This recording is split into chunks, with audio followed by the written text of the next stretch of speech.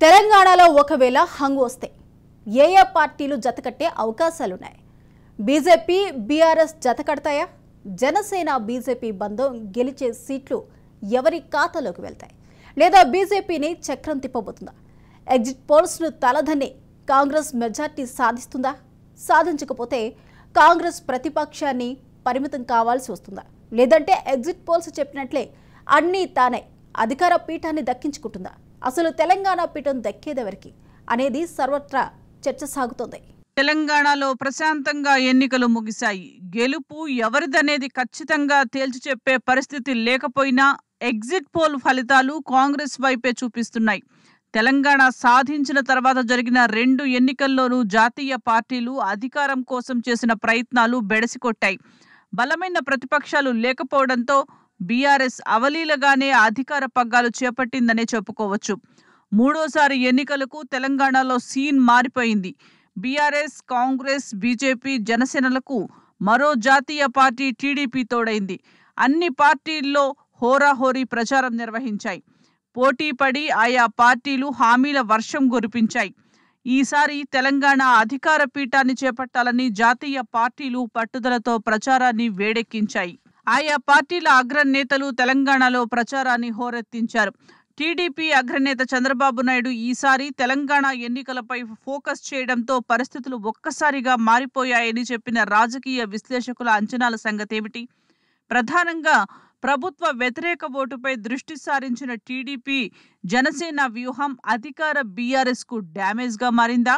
కాంగ్రెస్కు అనుకూలిస్తాయా, బీజేపీకి అనుకూలిస్తాయా అంటే ఈసారి ఖచ్చితంగా కాంగ్రెస్కి అనుకూలించిందన్న టాక్ వినిపిస్తోంది.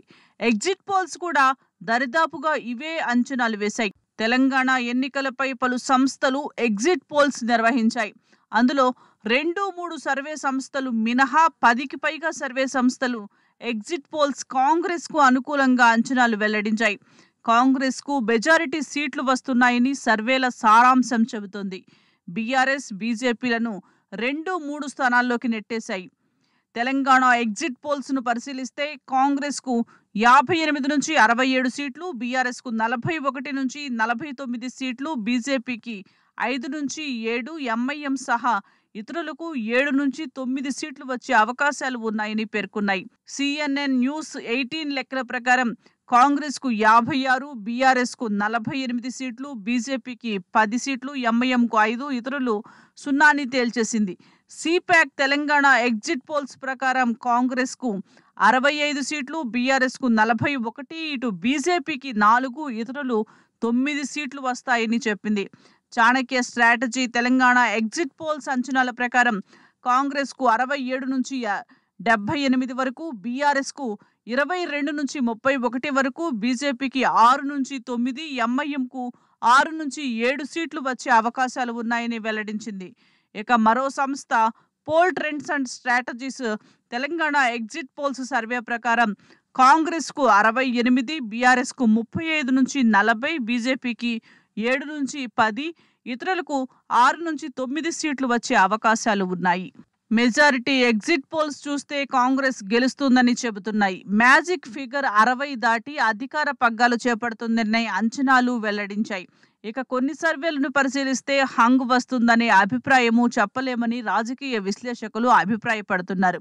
ఓవరాల్గా చూస్తే అయితే హంగ్ లేదంటే కాంగ్రెస్ అధికారంలోకి వస్తుందని అంచనాలు తప్ప బీఆర్ఎస్ లేదా బీజేపీ, జనసేన విడివిడిగా మెజారిటీ సీట్లు సాధించే పరిస్థితి లేదనేది సర్వేల సారాంశం తెలియజేస్తోంది.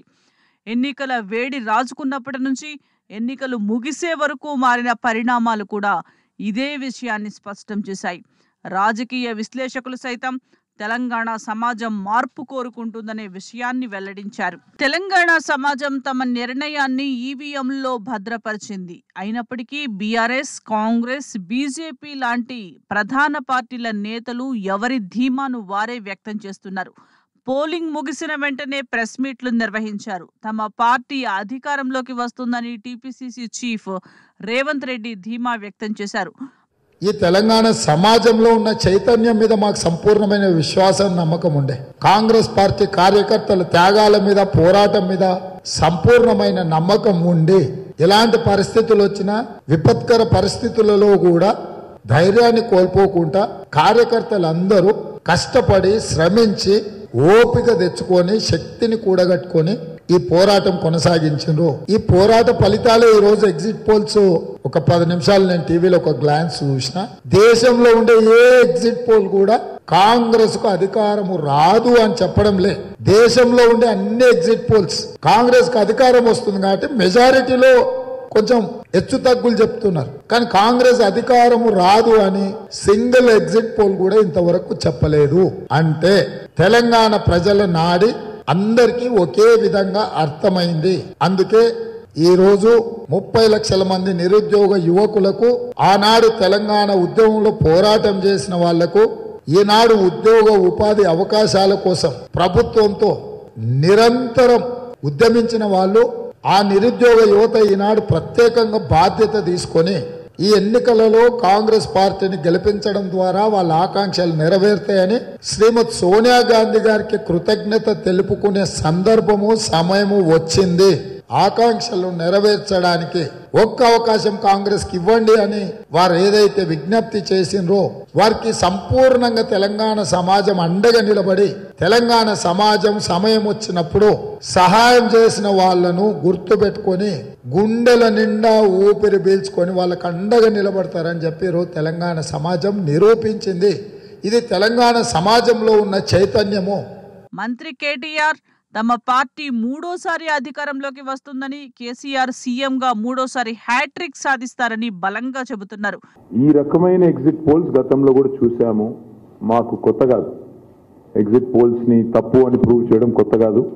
And I promise you, for those of you who are fans of BRS and who want KCR garu to come back and run this state, I promise you, on December 3rd, we are coming back. We are coming back anywhere between 70+ seats తో వస్తున్నాం. ఇది మీరు చూడండి. You wait and watch. మీరు ఇది నేను చెప్పింది వాస్తవమా కాదా, ఎగ్జిట్ పోల్స్ తప్ప కాదా మీరే చూస్తారు. డిసెంబర్ 3 నాడు 70+ సీట్లు. నేను అనుకున్నది 88 అని, కానీ కొన్ని అక్కడక్కడ చిన్న చిన్న ఆటంకాలు వచ్చినట్టున్నాయి. 70+ సీట్స్ వస్తాయి. ఆ పైన ఎంత వస్తాయని నేను చెప్పలేను, కానీ 70+ మాత్రం పక్కా వస్తాయి. వాళ్ళు సర్వే చేయరు, ఏం చేయరు, ఏదో 200 మందిని పట్టుకునేది అడిగినట్టు చేసి దాన్ని పెద్ద రాకెట్ సైన్స్ మాదిరిగా గొప్పగా చేసి చూపెడతారు. ఇది ఎగ్జాక్ట్గా ఇదే నేషనల్ మీడియా, ఇదే వాళ్ళు చేసిన సర్వేలు. మీరే చదువుకోవచ్చు ఎవరేం చేశారనేది. మీరు డిసెంబర్ 3 నాడు తప్పైన తర్వాత తప్పైందని క్షమాపణ చెప్తారా తెలంగాణ ప్రజలకి? అది కూడా అడుగుతున్నాను. బీజేపీ చీఫ్ కిషన్ రెడ్డి, మరో ముఖ్య నేత ఈటెల రాజేందర్ సైతం తమ పార్టీ అధికారం చేపడుతుందనే అభిప్రాయాన్ని వెల్లడించారు. తెలంగాణ ప్రజల తీర్పు బీఆర్ఎస్ నియంతృత్వ, అవినీతి పాలనకు వ్యతిరేకంగా ఉండబోతుందనే విశ్వాసాన్ని వ్యక్తం చేశారు. ఎన్నికల్లో మంచి ఫలితాలు భారతీయ జనతా పార్టీకి ఉంటాయని పూర్తిగా మాకు వస్తున్నటువంటి వాతావరణం ప్రకారం తెలుస్తూ ఉంది. అదేవిధంగా ఎన్నికల్లో మాకు సహకరించినటువంటి మీడియా మిత్రులకు కానీ, ఇతర సానుభూతి పరులకు, అదేవిధంగా మీడియాలో పనిచేస్తున్నటువంటి విలేకరులకు, యాజమాన్యాలకు కూడా తెలంగాణ భారతీయ జనతా పార్టీ తరఫున హృదయపూర్వకమైనటువంటి కృతజ్ఞత తెలియజేస్తా ఉన్నాను. తప్పకుండా మాకు ఈ ఎన్నికలు మరింత పార్టీకి మంచి అనుభవం ఇచ్చాయి. తెలంగాణ ప్రజలు వాళ్ళ ఆత్మను ఆవిష్కరించి ఇవాళ ఓట్లలో పాల్గొని వాళ్ళ తీర్పును నిక్షిప్తం చేసిండ్రు. నేను చాలాసార్లు చెప్తా ఉంటా, అంతిమ న్యాయ నిర్ణేతలు ఒక ప్రభుత్వం మీద ఉన్న వ్యవస్థలో ఉన్న పరిస్థితులకి అసెస్ చేసుకొని అంతిమ తీర్పునిచ్చేటువంటి శక్తి, సత్తా ప్రజలకు ఉంటుందని చెప్పిండ్రు. ఇవాళ అదే పద్ధతిలో ప్రజలు మాత్రమే తన శక్తిని, తన సత్తాని, తన యొక్క అభిప్రాయాన్ని ఆవిష్కరించినట్టుగా కనపడతా ఉంది. భారతీయ జనతా పార్టీకి పెద్ద ఎత్తున తోడ్పాడందించింది, స్ఫూర్తినిచ్చింది. ఎన్నికలకు ముందే బీజేపీ సీనియర్ నేత బిఎల్ సంతోష్ మాత్రం భిన్నంగా సంచలన వ్యాఖ్యలు చేశారు. తెలంగాణలో ఖచ్చితంగా హంగు ఏర్పడుతుందని చెప్పుకొచ్చారు. అయితే ఏది ఏమైనా తాము ప్రభుత్వం ఏర్పాటు చేస్తామని వ్యాఖ్యానించారు. బీఆర్ఎస్, బీజేపీ ఉప్పు నిప్పులా ఉన్న క్రమంలో తాజాగా బిఎల్ సంతోష్ చేసిన వ్యాఖ్యలు ప్రాధాన్యం సంతరించుకున్నాయి. అయితే రాజకీయాల్లో శాశ్వత శత్రువులు, శాశ్వత మిత్రులు ఉండరని రాజకీయ విశ్లేషకులు అభిప్రాయపడుతున్నారు. ఎన్నికల పోలింగ్ ముగిసిన తర్వాత పరిస్థితులు కూడా అటువైపు ఆలోచించేలా ఉన్నాయి. ఒకవేళ హంగ్ ఏర్పడితే తెలంగాణలో ప్రధానంగా పోటీ పడుతున్న బీఆర్ఎస్, బీజేపీ, కాంగ్రెస్లలో ఎలాగూ కాంగ్రెస్, బీజేపీలు కలిసే పరిస్థితి లేదు. కాబట్టి బీజేపీ, బీఆర్ఎస్ లేదా కాంగ్రెస్, బీఆర్ఎస్లలో ఏదైనా కూటమి అధికారాన్ని చేపట్టవచ్చని రాజకీయ విశ్లేషకులు చెబుతున్నారు. ఈ అంచనాలన్నింటినీ తెలంగాణ సమాజం పటాపంచలు చేస్తూ సంపూర్ణమైన మార్పును కోరుకుంటుందనే టాక్ బలంగానే వినిపిస్తోంది. తెలంగాణలో 6 నెలల ముందే ఎన్నికల సమరానికి జాతీయ రాజకీయ పార్టీలు కసరత్తు మొదలుపెట్టాయి. బీఆర్ఎస్ను నిలువరించి తెలంగాణపై పట్టు సాధించడానికి విపక్షాలు అందుకు తగ్గట్లుగా కేసీఆర్ తన వ్యూహాలతో హీట్ పెంచారు, ప్రచారాన్ని హోరెత్తించారు. అంతే దూకుడును కొనసాగించాలని బీజేపీ కూడా పావులు కదిపింది. బీఆర్ఎస్, కాంగ్రెస్ పోటాపోటీగా ప్రచారానికి పదును పెట్టాయి. తమ అంబుల పొది నుంచి విమర్శనాస్త్రాలు సంధిస్తూ ప్రజాదరణ పొందడానికి ప్రయత్నించాయి. ఆయా పార్టీల ప్రతివ్యూహాలు అటుంచితే ప్రజల నాడి వివిధ సర్వేల విశ్లేషణలను పరిశీలిస్తే సర్వేలో కాంగ్రెస్ పార్టీదే కొంచెం పైచేయిగా కనిపిస్తున్నాయి. 2 సార్లు అధికారంలోకి వచ్చిన గులాబీ పార్టీకి ఈ ఎన్నికలు అంత సులువు కాదనేది తేలిపోయింది. తెలంగాణ ఎన్నికల్లో టీడీపీ పోటీ చేయబోదని ఆ పార్టీ అగ్రనేత చంద్రబాబు ప్రకటించడం, ఆయనకు తెలంగాణలో ఉన్న సెటిలర్ల మద్దతు, నివురుగప్పిన నిప్పులా ఉన్న తెలంగాణ టీడీపీ ప్రభావం, బీజేపీతో కలిసి జనసేన ఎన్నికల బరిలోకి దిగిపోవటం, వైఎస్ఆర్టీపీ ఎన్నికల బరిలో నుంచి తప్పుకోవటం, ప్రభుత్వ వ్యతిరేక ఓటు చీలిపోయింది. ఇది కూడా పరోక్షంగా కాంగ్రెస్కు అనుకూలించే అంశమనే రాజకీయ నిపుణులు అభిప్రాయపడ్డారు.